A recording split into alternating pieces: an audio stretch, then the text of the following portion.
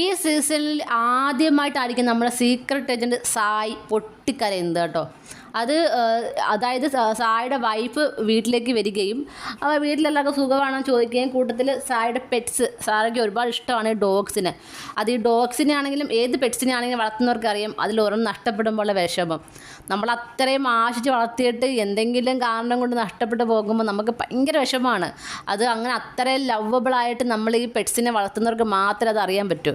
അപ്പം സായി അത്രത്തോളം ലവ് ചെയ്യുന്ന ഒരു ഡോഗ് പോയപ്പോൾ ഉള്ള വിഷമമാണ് കേട്ടോ. അപ്പോൾ അത് സായിയുടെ ഫാമിലി അറിയിക്കാൻ ശ്രമിച്ചു എന്നൊക്കെ പറയുന്നു. പക്ഷേ അത് ബിഗ് ബോസ് അത് അറിയിച്ചില്ല. അപ്പോൾ അതിപ്പോൾ നമ്മുടെ എന്തായാലും വൈഫായിട്ടോ അല്ലെങ്കിൽ നമ്മൾ അത്രയും അറ്റാച്ച്മെൻ്റ് ആയിട്ടുള്ള ആൾക്കാരൊക്കെ സംസാരിക്കുമ്പോൾ ഉള്ള കാര്യങ്ങൾ പെട്ടെന്ന് നമുക്ക് മനസ്സിലാവും അവർക്ക് എന്തെങ്കിലും പറയാനുണ്ടെങ്കിൽ.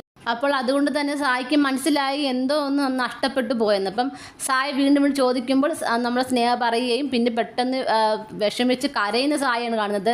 പിന്നെ ബാത്റൂമിലേക്ക് പോകുന്ന നമ്മുടെ സായി മൈക്കൊക്കെ ഊരി എറിയുന്നുണ്ട്. എനിക്ക് തോന്നുന്നു എന്തോ ഗ്ലാസ് കൊണ്ട് വീണ്ടും പൊട്ടുന്ന ശബ്ദവും കേൾക്കുന്നുണ്ട്. അപ്പോൾ എന്തായാലും ഞാൻ എറിഞ്ഞ് ബാത്റൂമിൽ കയറി ഡോർ അടയ്ക്കുകയാണ്. അവിടെ ചെന്ന് സ്നേഹം വിളിക്കുന്നു. അതാണ് നമ്മുടെ ഈ പ്രൊമോയിൽ കാണിക്കുന്നത്. ഭയങ്കര വിഷമം നിർത്തുന്ന ഒരു പ്രൊമോ ആണ് കേട്ടോ.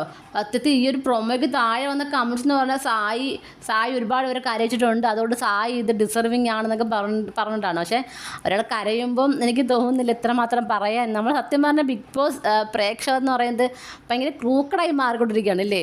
ഓരോ വ്യക്തി കരയുമ്പം തന്നെയും അതിലും ഗെയിമാണ് കാണുന്നവർ. എന്തായാലും ഭയങ്കര വിഷമത്തിലാണ് സായി. ഇതെല്ലാം കണ്ട് ഷോക്കായിട്ട് നിൽക്കുകയാണ് വീട്ടിലുള്ള മറ്റുള്ള ആൾക്കാരെല്ലാവരും.